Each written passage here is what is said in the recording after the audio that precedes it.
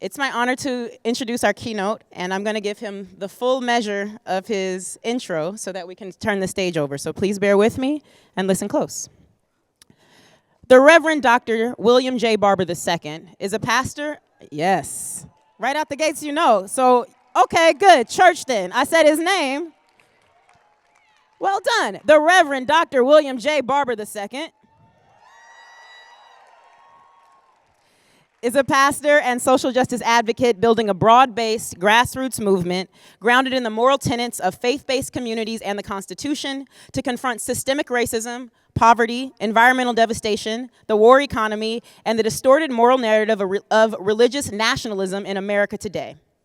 As pastor of Greenleaf Christian Church in Greensboro, North Carolina since 1993, and president of the North Carolina Conference of the NAACP from 2005 to 2017, Barber approaches social justice through the lens of the ethical and moral treatment of people as laid out in the Christian Bible, the Reconstruction and Civil Rights Movement of the South, and the United States Constitution. He is effective at building unusually inclusive fusion coalitions that are multiracial and interfaith, reaching across race, gender, age, and class lines, and dedicated to addressing poverty, inequality, and systemic racism. When his work came to expand voting rights, health care, living wages, immigrant rights, public education, and LGBTQ rights, when his work was thwarted by extremist state lawmakers in North Carolina, Barber began a series of Moral Monday rallies outside the State House in Raleigh to protest laws that suppress voter turnout, cut funding for public education and health care, and further disenfranchise poor white, Black, First Nation, and LGBTQ communities. The Moral Mondays rallies and associated nonviolent acts of civil disobedience grew to involve tens of thousands of participants across North Carolina and spread to states across the South. The movement waged successful legal challenges to voter suppression and racial gerrymandering, winning twice at the Supreme Court.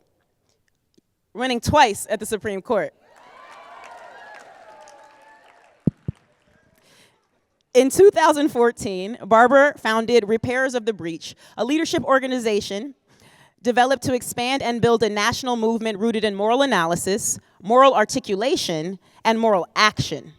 In 2016, he led a moral revival tour that covered 26 states and attracted thousands. In 2017, he and colleagues launched a revival of the 1968 Poor People's Campaign that was spearheaded by Dr. Martin Luther King Jr. and many others. Beginning with an audit of systemic racism, poverty, ecological devastation, and the war economy in the US since 1968, the campaign has been recast for the 21st century, building state and local, nonpartisan, fusing movements committed to shifting the moral narrative, building power, and challenging laws and policies that hurt the poor and threaten our democracy. In 2018, the Poor People's Campaign launched 40 days of moral, nonviolent, civil disobedience in 40 states and in Washington, D.C., resulting in over 5,000 acts of simultaneous civil disobedience in 36 state capitals and the U.S. Capitol. Merging moral and activist traditions, Barber is providing a faith-based framework for action that strengthens civic engagement and inspires the country to imagine a more humane society. William Barber received a BA in 1985 from North Carolina Central University, a Master's of Divinity in 1989 from Duke University, and a Doctorate of Ministry in 2003 from Drew University. He also received 7 honorary doctorate degrees. From 2006 to 2017, Barber was president of the North Carolina chapter of the NAACP and has been a member of the National Board since 2005. He's a distinguished visiting professor at Union Theological Seminary. His publications include the co-authored books Forward Together, A Moral Message for the Nation, The Third Reconstruction, Moral Mondays, Fusion Politics, and the Rise of a New Justice Movement, and Revive Us Again, Vision and Action in Moral Organizing. He's a contributing op-ed writer for the New York Times, CNN, MSNBC, and the Washington Post. Barber is a 2018 MacArthur Fellow, a 2018 Tar Heel of the Year, an Auburn Seminary Senior Fellow, and holds the Visiting Social Justice Chair at St. John's University. We are so lucky, so blessed, so gifted with his presence. Please show your love, your undying love, for the Reverend Dr. William J. Barber II.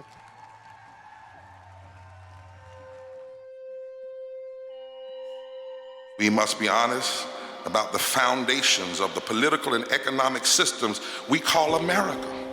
I love America because of her potential, but I know that America will never even get close to being a more perfect nation until we are honest about the politics of rejection. I want to tell you about some of the leaders who are building the Poor People's Campaign. Callie Greer from Selma, Alabama, who had to bury her daughter, Venus, because she didn't have health care. I'm here today to share my daughter's Venus's story. Venus discovered a small lump in her breast and she wasn't insured. Venus had to be approved for every prescription and every piece of medical equipment that she needed. I'm standing here today in solidarity with the Poor People's Campaign because no one should have to bury their child in America because they don't have health care insurance. I'm 46 years old. I've lived in poverty here in West Virginia every day of my life. And I'm working. I am a working poor with a bachelor's degree. I'm doing the best I can with what I have. I'm a second-generation fast food worker, and I've experienced the cycle of poverty firsthand. Growing up, I watched my mother endure long hours of back-breaking labor, doing everything she could to feed me and my sisters. My employer barely pays me enough to pay rent and utilities, let alone with the medical expenses with my mother. I worked 41 years in the coal mines.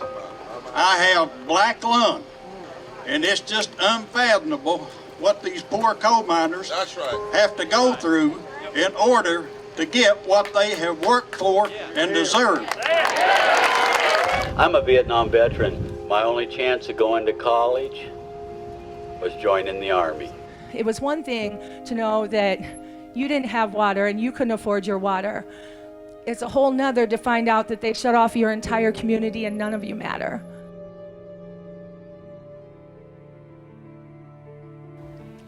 But when I lost my housing, health care, and income all at the same time, I was terrified, panicked.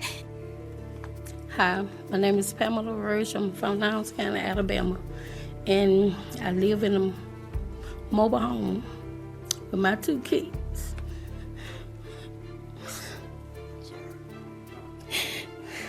And I got raw sewage. I don't have no money on power. And I have to travel back and forth to Birmingham to take my daughter with the CPAP machine. Don't have a car and don't have no way to take her. This is the largest encampment in Aberdeen. There's about 1,000 people in a town of 16,000 who are homeless. In my community, we were all shut off for the day because none of us could afford our water bills. In the past, my family wasn't able to afford electricity in the winter. It was very hard on all of us. This wall, this is sin of the highest order. When there are 38 million poor children, when 60% of African Americans are poor, when 65% of Latinx are poor, when 40% of Asians are poor, when there are 67 million poor white people, we must say, this is not right. Somebody's hurting our people, and it's gone on far too long, and we won't be silent anymore. Our brothers and sisters are sleeping on the streets. For a country this rich to have so many people poor, it's immoral and it's wrong. Our backs are against the wall, and we got no choice but to push. We lift our voices for justice. We put our bodies on the line for mercy. And together we will proclaim liberty throughout the land for the enslaved, for the poor, and for us all.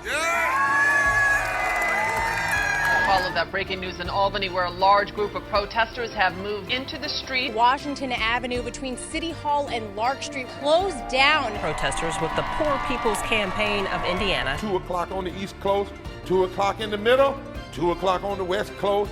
A wave, and the historians tell us it's never happened before. Our communities, Muslim communities, who have joined the Poor People's Campaign, you can count on us. Our democracy is in trouble. Our democracy is in trouble. And we come to demand. And we come to demand. Second warning. Because it's crucial that we make ourselves heard. No one is listening. We write letters, we make calls. No one is listening. So we gotta find a way to make ourselves heard. are the Poor People's Campaign, a national call for moral revival. And we are here. We are poor. We are clergy.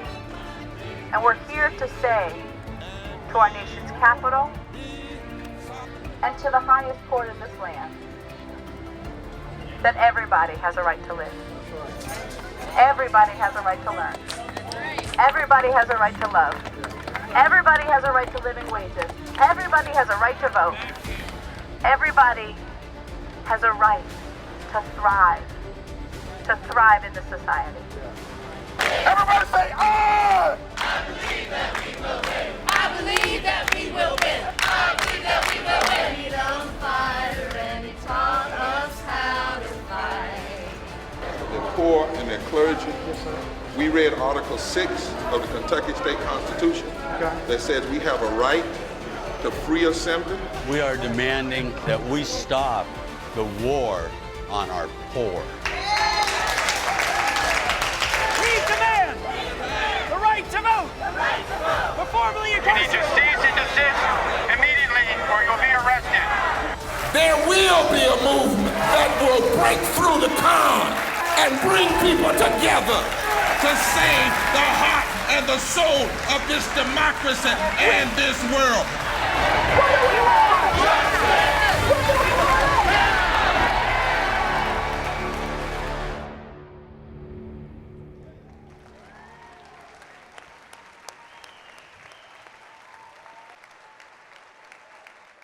While you're standing, would you join me in saying, forward together, not one step back.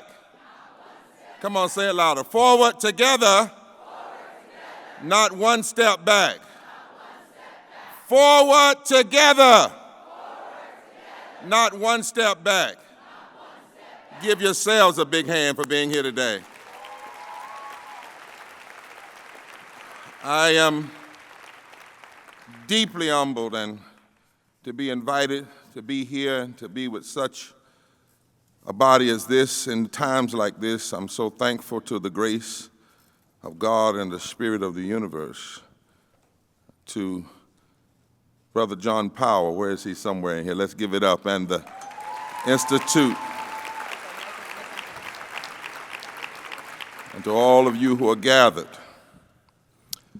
I want to ask you to go to www.breachrepairs.org, Repairs of the Breach, and make sure you sign up to get connected and to also click on the Poor People's Campaign, a national call for moral revival icon. And also, if you would take down 90975 and text moral, that's 3 things to do. Go to www.breachrepairs.org, click on that so you're connected with Repairers of the Breach, where I am the president and senior lecturer. Hook up with us on Twitter and otherwise, and then go to your phones and do 90975 at some time today and click in moral. We the people must refuse to be otherized and ignored.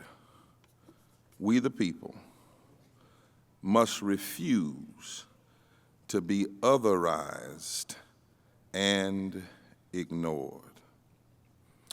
If my spirit seems a little somber today, it is because yesterday, the 9th, and some people forget this, would have been the day that Martin Luther King was buried 51 years ago.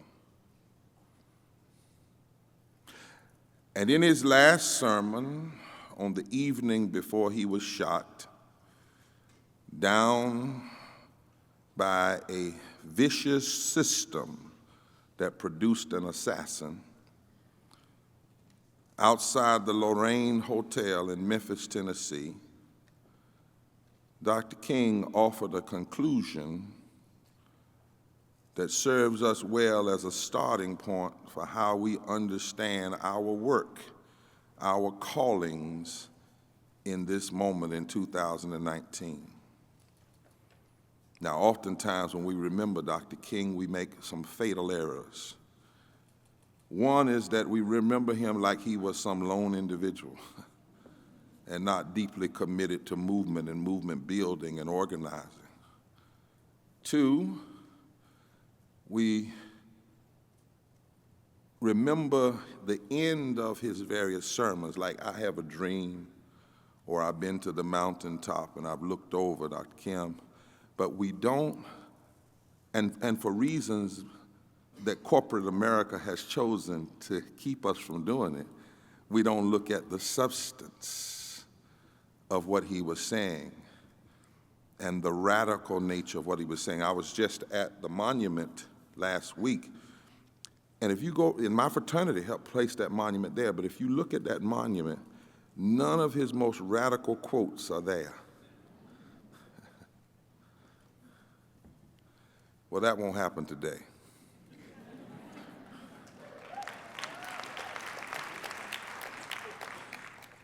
"51 years ago, April the 3rd, Dr. King preached, and he said this: America is a sick nation. And then he said, we must give ourselves to the struggle for wholeness until the end. And nothing would be more tragic than for us to stop at this point. We must see it through, and we must recognize we either go up together or we go down together." This is the Martin Luther King, the PhD, who was a preacher who was standing with sanitation workers over against even many members of his staff. This was the Martin Luther King that was engaged with welfare rights workers and Jewish persons and others, many others, Cesar Chavez and others who were planning the Poor People's Campaign. This is the Martin Luther King that was standing with sanitation workers who were resisting political and economic otherization with the simple slogan, "I am a man."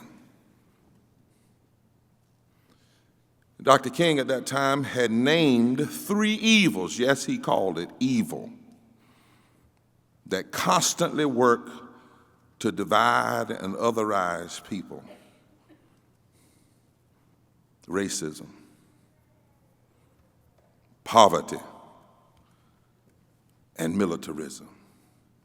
And he saw them as a triune evil collusion that could not be understood by separating any one from the other. And by the way, this was not the first time he had made the connection.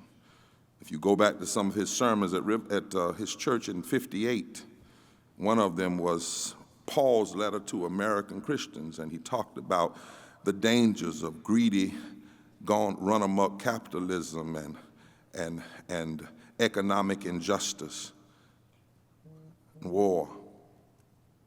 This was the king who knew one could not challenge one of these evils without challenging them all. This was the king who understood that we must have a kind of eternal discontent with the demonic forces of racism, poverty, and militarism. 51 years ago, however, Martin Luther King Jr. didn't live 24 hours after he said nothing would be more tragic than for us to turn back now.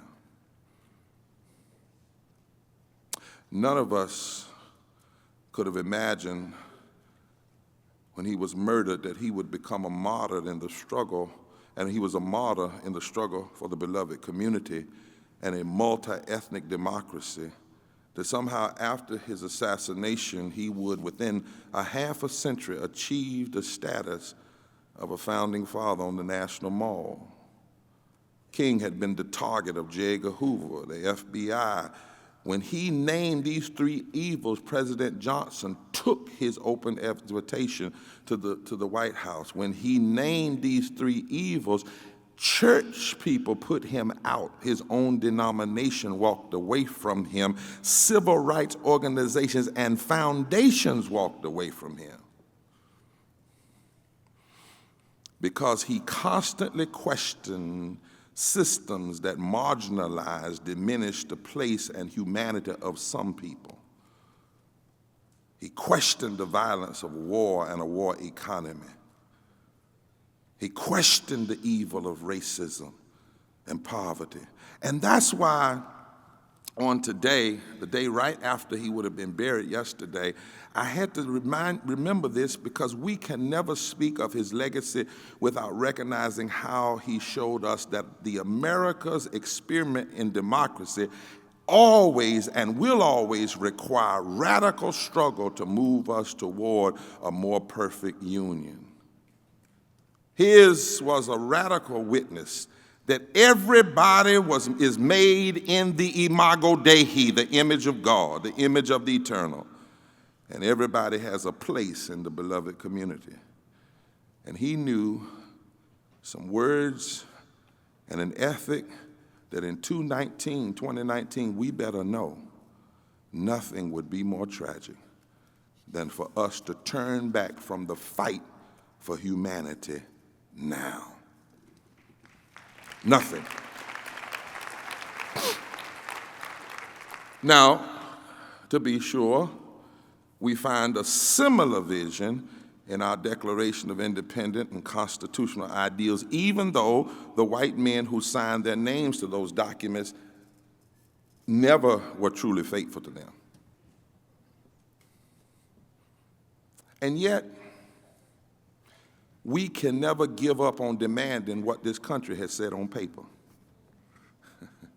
Dr. King said it like this: if you didn't mean it, you shouldn't have written it down. Because what any people puts down on paper can become a basis for public accountability. A nation founded in revolution must always remain open to reassessment and new revolutions in every era in order to fight for the full humanity of all people. And so every now and then, since we ought to go back to those documents, like the one that was written 243 years ago, July 4th, 1776. We hold these truths to be self-evident that all men, mistake right there, all men are created equal.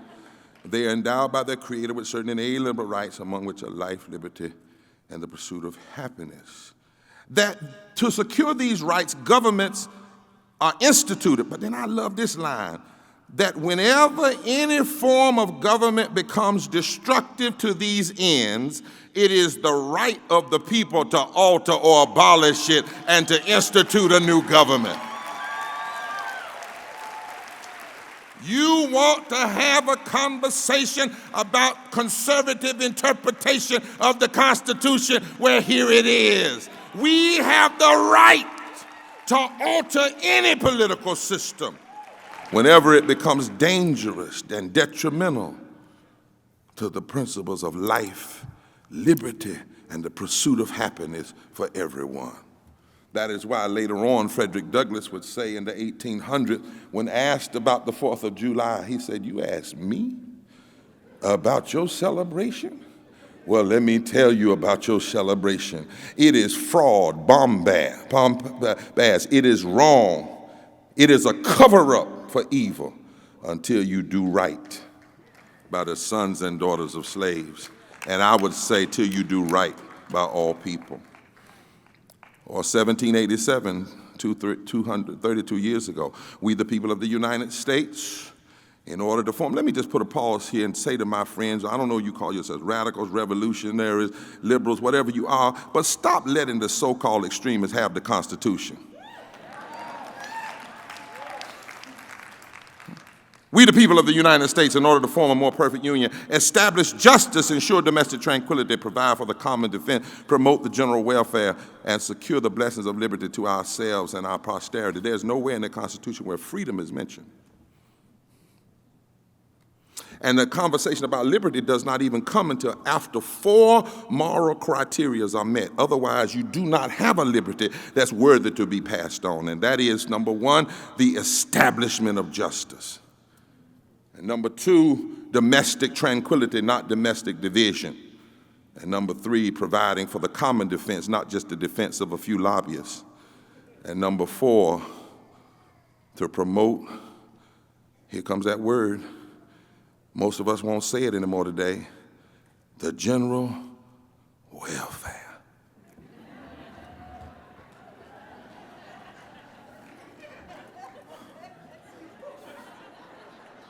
Some of you all scared to say it. Try it one time. Say welfare. You let these folk make you throw away the language that is ours.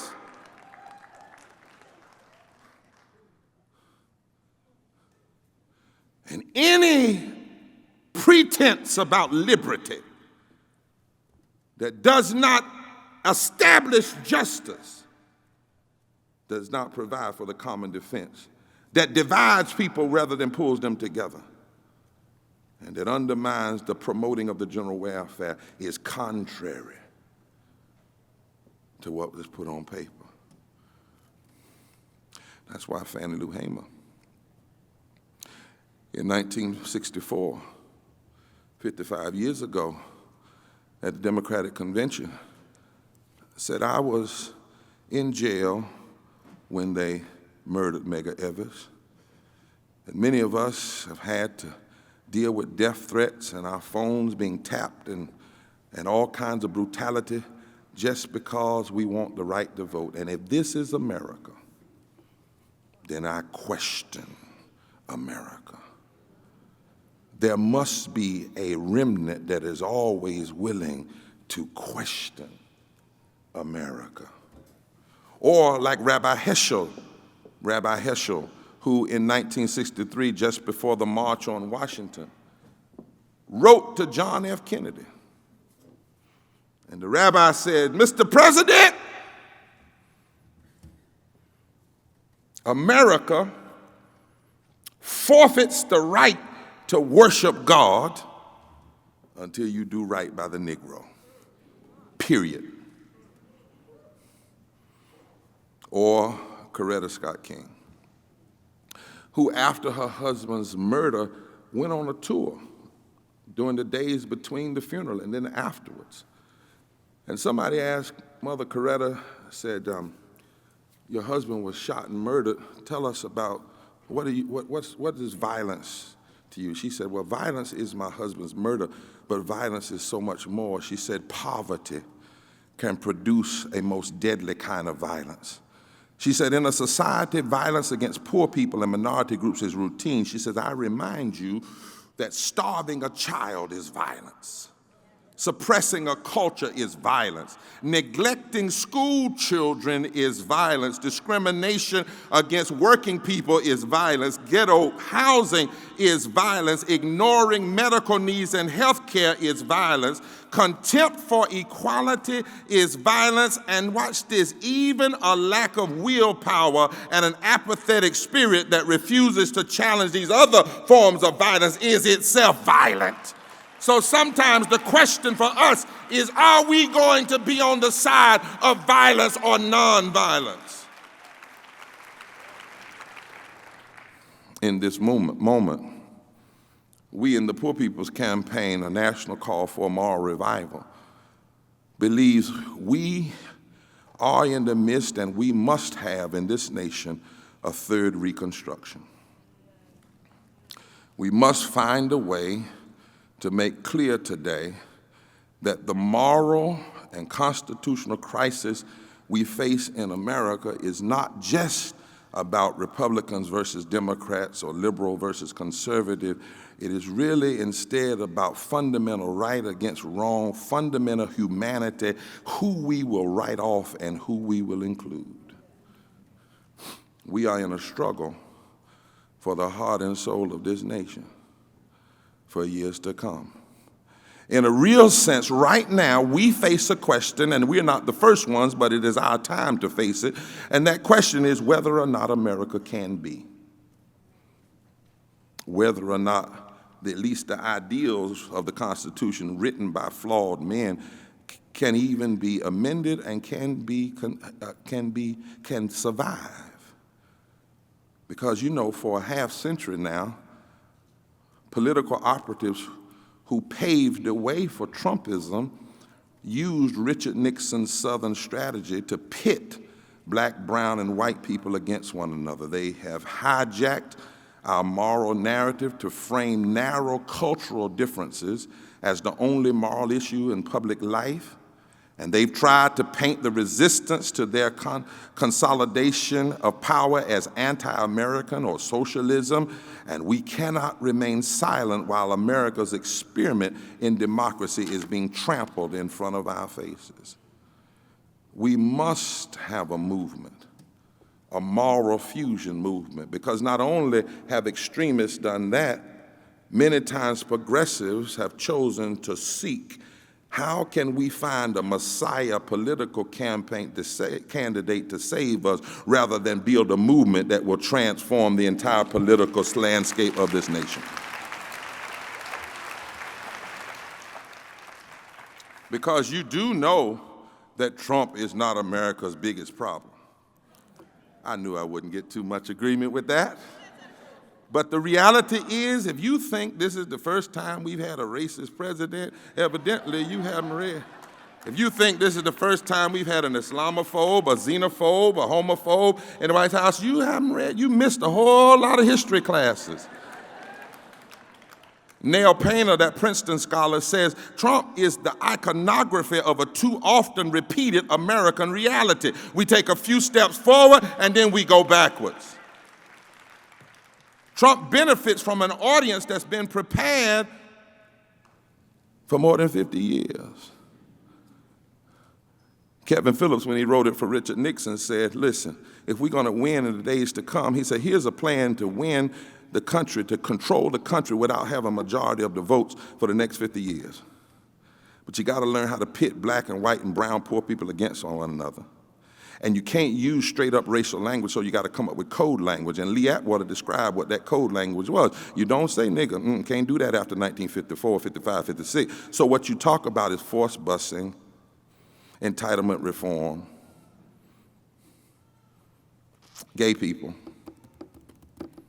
prayer in the school, vouchers for private school, and then you get real clever and you talk about tax cuts, which is all nothing but code words because those policies hurt blacks worse than whites, but it also makes many poor whites think that their problems are because of black and brown people. Thereby you split and you keep the 13 southern states split.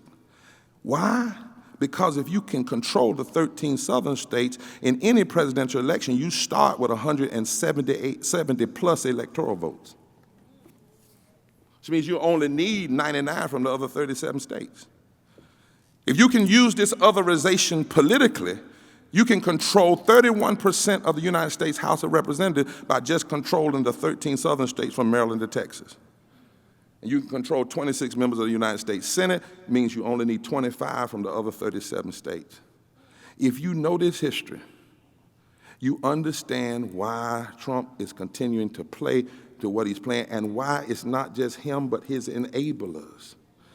I've used this, and some people said I might not ought to use it, but I think it's fairly analogous to what we're seeing. Maybe it helps people because it shocks you to see what I'm trying to say, because I know most of the folk in here in this room think if we just have the right election, I'm not saying we ought not get rid of him. I'm not saying he ought not, go home to Mar-a-Lago or somewhere. I'm not saying that, but I do want to say in this room, if you think that's all we need to deal with,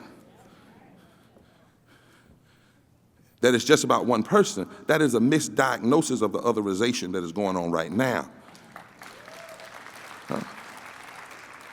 Because some people would be glad to get rid of him because they've already used him for what they wanted him for. The Supreme Court, the tax cuts, So what you have to understand is, how many of y'all ever had a cold, a bad cold?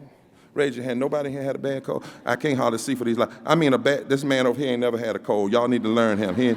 He never had a cold in his life. Everybody had a bad cold. Everybody ever had to sneeze. Everybody that's had something come out when you sneeze. Okay, that's what Trump is. And that's what his enablers are. They are the symptom of a sickness. And if you're going to treat the cold or flu, you wipe the symptom. But you got to get some medicine that gets down in your vein and in your bloodline if you're really going to deal with a serious. You got to find out what is it that's poisoning the bloodline that's causing the symptoms in the first place. Whew. And so we must have a movement, I believe, that is committed, if we're going to really deal with otherization, to take on the 5 interlocking injustices and evils that thrive on and produce more otherizations. The first one is we must deal with the issue of systemic racism. To all my brothers and sisters, white, black, and brown, and otherwise, if we don't want to deal with systemic racism, we really don't want to deal with otherizations. And systemic racism is not just about what it does to black people, but as one of my friends, Jonathan Metzall, now talks about, people who are dying from whiteness, right? And I'm not talking about cultural racism. I'm about so sick of that conversation where somebody says the N-word or somebody talks about somebody's calves being too big. That's ugly, that's grotesque, but that's not the real racism. In fact, the truth of the matter is in this culture, there's a new book that has come out that makes it plain, in this culture, racism didn't start with cultural antics and grotesque statements. Racism started with systems of injustice, and then the grossness and the words followed as justification for the political racism. Real racism is not about what's in your heart, it's about what's in your policies. You can sit beside me every day and never call me the N-word or never call me something negative, but work every day on policies that have a disparate impact, an othering impact on my life. And so we got to deal with systemic racism if we're going to really deal with otherization. Systemic racism, systemic racism, systemic racism, like voter suppression. No, that's the wrong term. Racist voter suppression. When you leave this conference, don't ever call it voter suppression anymore. Call it what it is, racist voter suppression. Voter suppression is directly targeted at black and brown folk, to undermine the ability for black, brown, and white folk to build coalitions. Racist voter suppression. And guess what? Long before Trump even started talking about birtherism, 26 states since 2008, 9, 10 passed racist gerrymandering, racist voter suppression, and we have constantly seen our presidential elections in the 21st century be impacted by the Electoral College, one of the last vestiges of the politics of a slave nation that works in collusion to keep extremists in office. Racist voter suppression, redistricting, gerrymandering. There are racist voter suppression. Every state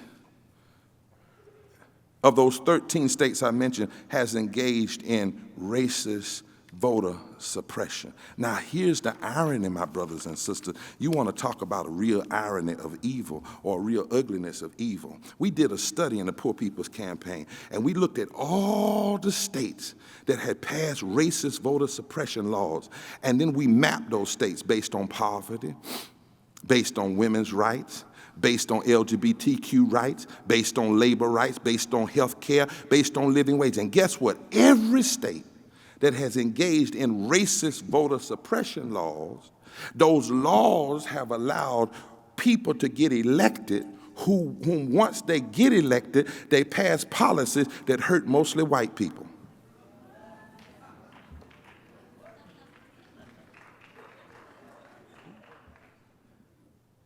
I go to conferences all the time, and people are talking about issues, and they act as though voter suppression is just a black issue. It's targeted at black and brown people. But understand, racism is ultimately against humanity.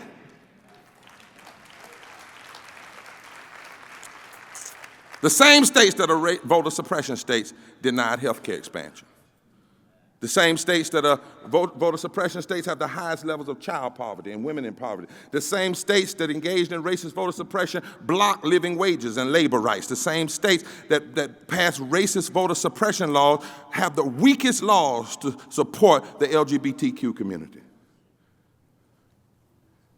So you cannot be concerned about all these other issues and not be fundamentally concerned about America's original sin that continues to be perpetrated through things like racist voter suppression, resegregation in high-poverty schools, mass incarceration, the constant racist badgering of our immigrant brothers and sisters, where now it's becoming okay for people to use terminology to promote racist policies against our immigrant brothers and sisters that could very well be lifted from transcripts of Hitler.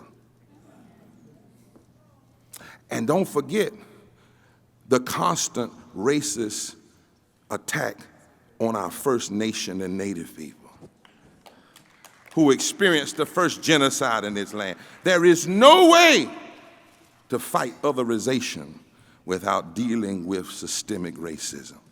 But not only that, if we're going to deal with systemic racism, we've also got to deal with the reality of systemic poverty. Somebody say systemic poverty. Systemic poverty, systemic poverty. Right now in this country, there are 140 million poor people. Don't you ever believe the government stat again that says only 37, 40 million people. When you look at the poor, poverty, and low wealth, there are 140 million people that are being othered as poor and low wealth. That's 43.5% of this nation. That's 60% of black people, which is 26 million black people. That's 33% of white people, but 66 million white people, which means that 40 million more white people are poor per capita than black, even though 60% of black people are poor and low wealth in the richest nation in the world. In this nation, 400 of the wealthiest Americans own more wealth than the bottom 64%. 400 families earn an average of $97,000 an hour, while they will lock you up in this country for going in the street for 15 and a union. Now, I hear some of you saying, but Reverend Barber, we hear these facts. Why the facts? Because most people don't know it. And we are accepting the otherization. And too many people don't understand that the real crisis is not our border, because really the people in Mexico didn't cross the border. Our borders crossed them in the 1800s, if I can tell the truth. When Texas wanted to keep its slaves, and Mexico was anti-slavery before Texas. That's why as a black man and a Tuscaroran Indian, you ain't gonna never get me to be against Latino people, because I know who wanted my freedom first. You can't run that game on me.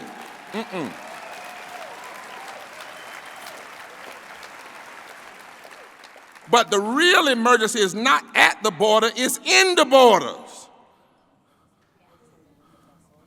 The poverty, the lie about scarcity, the damn lie about scarcity. There's no scarcity when we want to give $2 and $3 trillion tax cuts to those who don't need it. Over the years, last 30 years, Dr. King was talking about poverty and 50 years ago, and the word poverty has also almost been erased from our national dialogue. We had 26 presidential debates in 2016, Democrat and Republican, and not one of them was on systemic racism or poverty. Not one, with 43.5% of the people of this country living in poverty. And over the last 3 years, rents have gone up faster than income in nearly every urban area in this country. Since 2010, the affordable housing stock has declined by 60%. In 2016, listen, there was no state in America or county in this nation where somebody earning the federal minimum wage of $7.25 could afford a 2-bedroom apartment at market rate. Nowhere in America. Nowhere. In most places, you'd have to work 80 to 84 hours a week just to earn a basic two-room apartment. And there are 500,000, over 500,000 people experiencing homelessness every night in the richest nation in the world, with empty houses everywhere. And of this population, 41% are black, 47% are white. 2.5 to 3.5 million people are sheltered homeless. 7.4 million are estimated on the brink of homelessness. The largest number of women and young people are LGBTQ youth, who represent 20 to 40% of the homeless population. And yet, every time a presidential caravan comes into a city, they make sure they take the route around. And sometimes even we do. We come to our conferences straight from the airport, straight to the hotel, and never even see, we're never even shown a picture of what it's really like in San Francisco or Oakland. And nothing would be more tragic than for us to turn back on facing the issue of systemic racism and poverty. But not only that, we have to address the war economy and militarism. Because every time somebody asks, where can we get the money to do right by the poor? It's in the military and militarism. At the height of the Vietnam War, the military was spending $354 billion. Today, we're spending $668 billion, while anti-poverty programs only receive $190 billion. 53 cents, and if Trump and his warmongers have their way, it's going to be 62 cents of every discretionary dollar will go to war, while only 15 cents goes to anti-poverty program, and they're trying to cut that as well. By 2023, the goal is to so otherize the poor that only 12 cents of every discretionary dollar goes to the poor. Nothing would be more tragic than for us to turn back now to fight for humanity and for who's included. We must resist being silent on the issue of otherization and who's going to be included. We have spent nearly $5.6 trillion in Afghanistan, and Iraq, Syria. It's $5.6 trillion. And yet, everybody, when they talk about how are we going to fund health care, we're going to have to raise taxes. No, if we would stop funding so much death, we could fund life.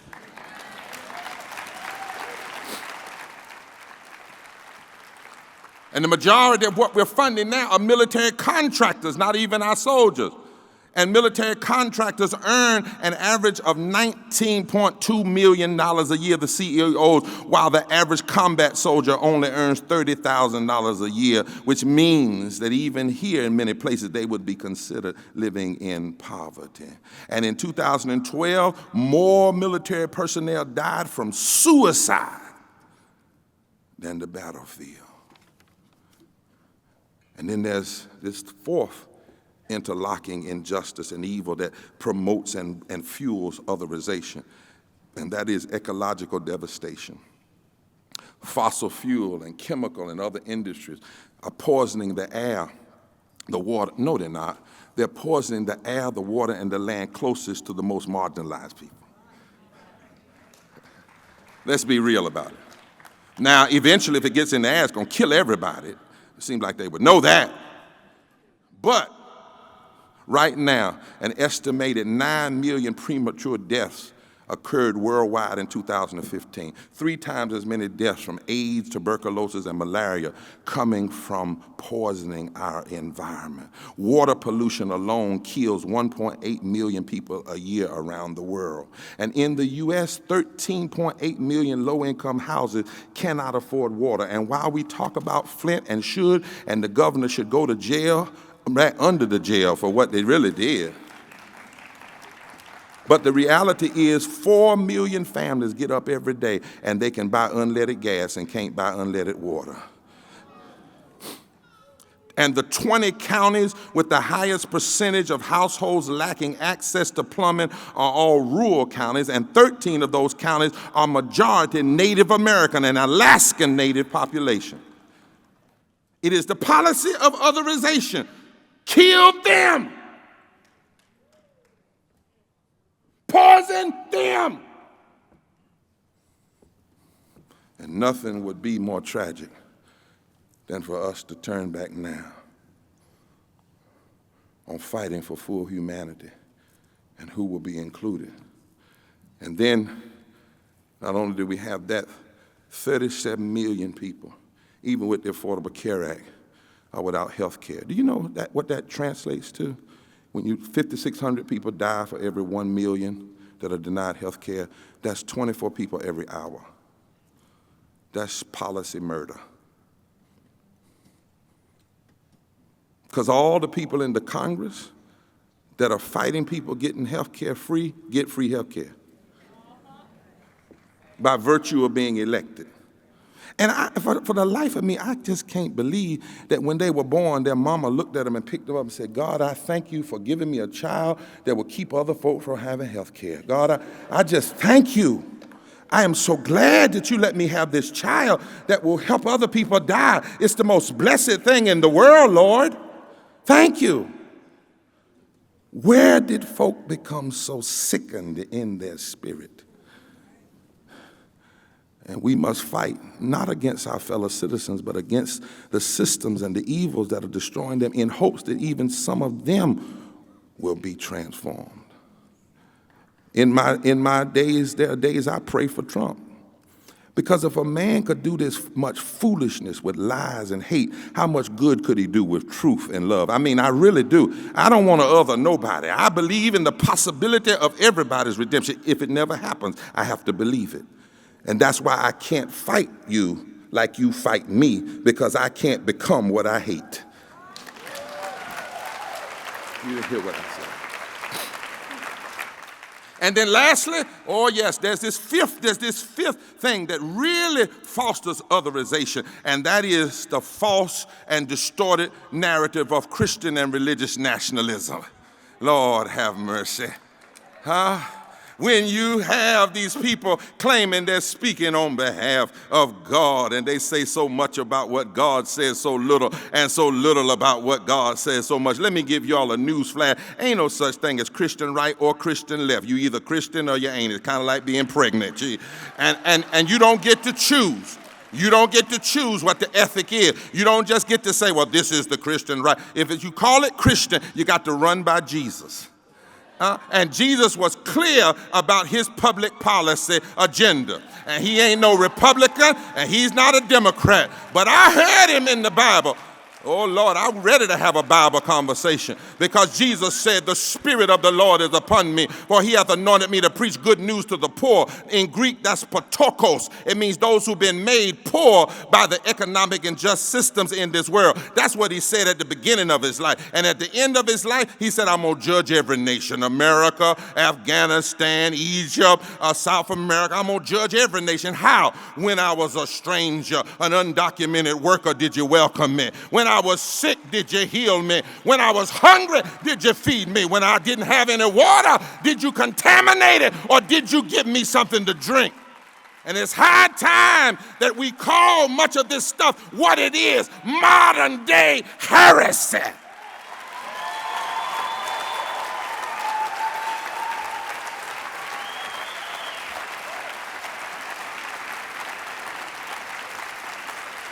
Whenever you have ministers, so-called ministers, who will go and pray for any president, P-R-A-Y, that president, while that president or senator is praying, P-R-E-Y-I-N-G, on the very people that God says he cares the most about, or she cares the most about, you are engaged in a lie and theological malpractice.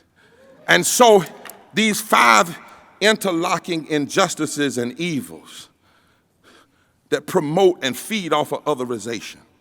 In order to address them, we believe that we had to launch the Poor People's Campaign, a national call for a moral revival. Notice we didn't say another organization. We don't need another organization. We need an organism. where all of us can come together and do some things together. I know we got our silos, but every now and then, there's a time comes in the nation we must join together in a moral fusion and understand the interlocking injustices, and we meet that with a moral fusion intersectional response. And that's why we've come together, black and white and brown and native and Asian and gay and straight and young and old and people of faith like Christians, Jews, Muslims, Hindu, people not of faith but who believe in the moral arc of the universe. And we must stand together to say that America's future depends on yet another revolution. Not just another election, even though that election is important and it may be a part of the revolution, but we need a movement of the people committed to reconstructing democracy and guaranteeing equal protection for every human being, rooted in deep love and deep truth. That's why the Poor People's Campaign now, we have 41 coordinating committees in 41 states and District of Columbia. That's why last year we launched and over 5,000 people put their bodies on the line in 41 states and District of Columbia and were arrested as a launch. That's why thousands joined and millions by video. That's why right now there are 28 bus tours going on across this country with AP and the press embedded, where they're going into where the people are, the hurt people, not people talking about the people, but letting the people talk about themselves.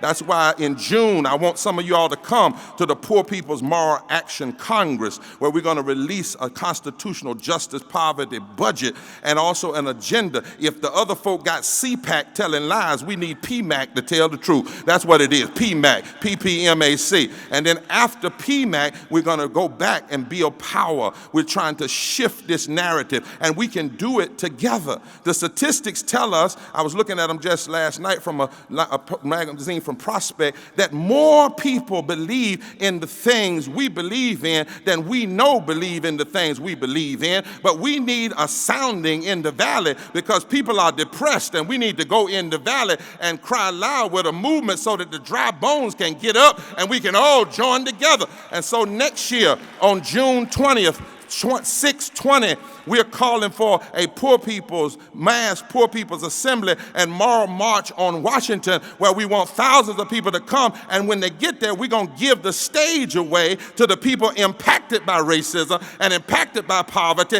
and impacted by ecological devastation, so that Americans can see themselves. Trump didn't win the election. He lost by 4.5 million votes. He got in because of a racist electoral college, but he also lost because 100 million folks stayed home because they don't ever hear anybody talking about the real issues that impact their lives. Well, it's time for us to change that. And the politicians can't change it. They never have. You have to have a movement that changes the political climate and gives the politicians courage to make the adjustment. Yes, as the Constitution says, we must alter this government, and we must do it until living wages and guaranteed protections for the poor are not seen as a Bernie issue or as the mayor's issue or as any one candidate's issue, but as a moral issue. That expanding voting rights and transitioning away from fossil fuels and guaranteeing labor rights and affordable housing and fair policies for immigrants and critiquing warmongering and equality in education by guaranteeing every child receives a high-quality, well-funded, diverse public education and health care for everybody and fairness in the criminal justice system and fighting the proliferation of guns and blocking the unholy alliance that the NRA has on our policies and fighting for women's rights and LGBTQ rights and demanding that equal protection under the law is non-negotiable. These are moral issues. And so as I close, this is what those who struggled before us fought and died for. It's not new. It's just our time. And we have more than they have when they fought. So we ought to be better. So hunt your neighbor and say, crying time is over. It's movement time. Yeah. And I know we're headed into Holy Week soon, so I need to preach a little bit. Put that time card down. I'll be through in just a second. Hey. I didn't fly 5 hours and bend my hip up not to finish what I had to say. Oh, Lord. 2,000 years ago, out on the edge of what was called the Roman Empire, filled with greed and oppression, violence and narcissistic leadership. 2,000 years ago, there was a leader on the throne who loved to put his name on buildings and said that he and he alone could save the whole world. His name was Caesar. Oh, God.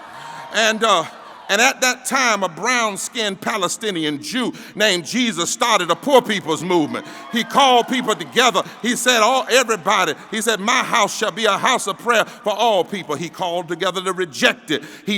Those rejected by the political establishment, those rejected by the religious establishment, and he blessed them. And through the centuries, a lot of people have tried to make Jesus into a lot of things, but we're here together. And I'm here because in my faith, I've learned that through Jesus and through the other prophets and through the various religious faiths, that the world doesn't change when powerful people get new ideas. The world changes when people who've been rejected come together and realize that they are blessed to show their neighbors that another world is possible. Change happens when those who have been otherized decide we ain't taking it no more. Yeah.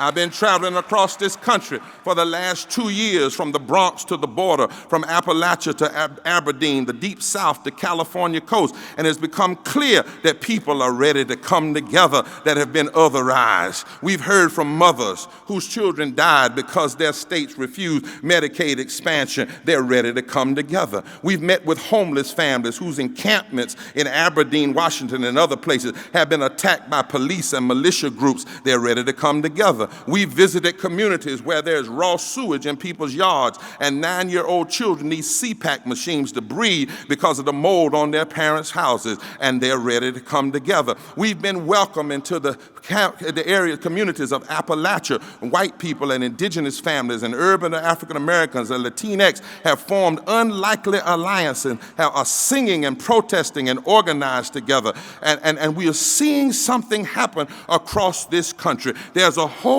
group of people that are saying, we coming out the closet. We're tired of being on the margins. We're tired of being ignored, and we are no longer going to be otherized. We refuse it, and we believe that a movement is happening, and we can build it together. There's a song that says, oh, beautiful for pilgrim feet, whose stern impassioned stress a thoroughfare for freedom's beat across the wilderness. America, America, God mend thine every flaw. We got some flaws to mend, y'all. There's some stuff wrong in America, and there's no way to mend the flaws of this nation and be one nation under God with liberty and justice for all unless the rejected people are at the center.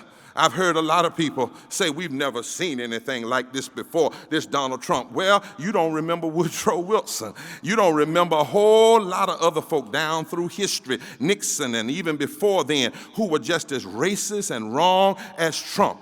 Before Breitbart was in the White House, Birth of a Nation was played in the White House in 1914. We've seen this before, and because we've seen it before, we know what beats it. We know what overcomes it. It's when moral fusion coalitions, we come together, discovering our common humanity, we link arms together, and we refuse to be denied.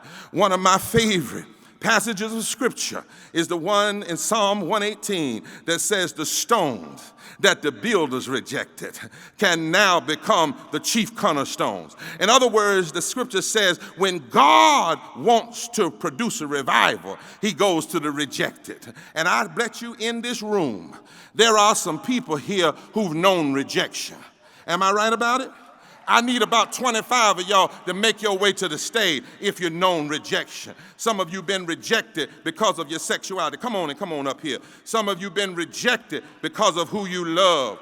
Some of you been rejected because of how you were born. Some of you been, come on around the other side. Some of you been rejected because of your Palestinian ancestry. Because of you been rejected because somebody needed somebody to hate in order to try to feel good about themselves. Aren't there some folk in this room who've known rejection? You've been rejected because of your income. You've been rejected because of your faith. You've been rejected because of your race. Where are you? You've been rejected because of your lack of faith. You've been rejected because somebody decided in their own ugly ideology that they had a right to demean your humanity. And you've been rejected. But I want you to know, in San Francisco at 4:45 p.m. I want you to know that tonight, the day the stones that the builders rejected are coming together to build a new cornerstone here in America. I want you to know that today, when hands that once picked cotton join Latino hands, and join progressive white hands, and join faith hands, and join labor hands, and join Asian hands, and join Native American hands, and join poor hands, and join wealthy hands with a conscience, and join gay hands, and join straight hands, and join trans hands, and join Christian hands, and Jewish hands, and Muslim hands, and Buddhist hands. When we all get together, when the rejected join hands together, we can turn this nation around. We can turn this nation. We can alter the course of history. Together, we will make sure that hope, not hate, has the last word. Together, we will ensure that all of God's children are taken care of. Together, we will make sure that nobody is invisible in this world. Together. Can I preach for 5 minutes? Yes. I know the power of getting together. Because when Moses and the people that had been rejected got together, and his rod got together, Pharaoh came down and the Red Sea had to open up. When Esther and her uncle Mordecai got together, the rejected, they were able to stop the plots of a mean, narcissistic leader in her day. When David was overlooked by Samuel, but when he and his slingshot got together with his faith, Goliath fell. And the next day, the San Francisco Chronicle read, the bigger they come, the harder they fall. When Shadrach, Meshach, and that bad Negro got together, way down in the fiery furnace, God blessed them, and God brought them out of the fiery furnace. The truth is, when we who are rejected have come together, we've never lost. We might have been beaten, we might have been broken, but justice has never lost. I didn't say justice had never been fought, and justice has never been hurt, but it's never lost. During slavery, it looked like justice had lost, but when Harriet Tubman and Frederick Douglass and some white Quakers and white evangelicals got together, they formed a movement and brought about abolition. When women didn't have the right to vote, it was Sojourner Truth, a black woman, and Elizabeth Cady Stanton and Lucretia Mott and Frederick Douglass. When they got together, women won the right to vote. Plessy versus Ferguson looked like it had the victory, but when Thurgood Marshall got white lawyers and black lawyers and Jewish lawyers and an all-white Supreme Court, one member, a former member of the KKK, but when they got together, they had to vote 9-0 that separate but equal was unconstitutional. It looked like Jim Crow had been beaten down. Justice couldn't rise again. But when Rosa Parks and Martin King and Bayard Rustin, who was gay, and Glenn Smiley and Jonathan Daniels and a white woman named Viola Luwusa and so many others got together, they tore Jim Crow down. And 26 years ago, when the doctor said I would never walk together, because for 12 years I was on a walker and in a wheelchair, but when my faith got together and my doctors got together and my pharmacist got together and my therapist got together and my family got together and the prayer warriors got together, good God Almighty. Because when we all get together, what a day! What a day! What a day! What a day! What a day of justice it will be.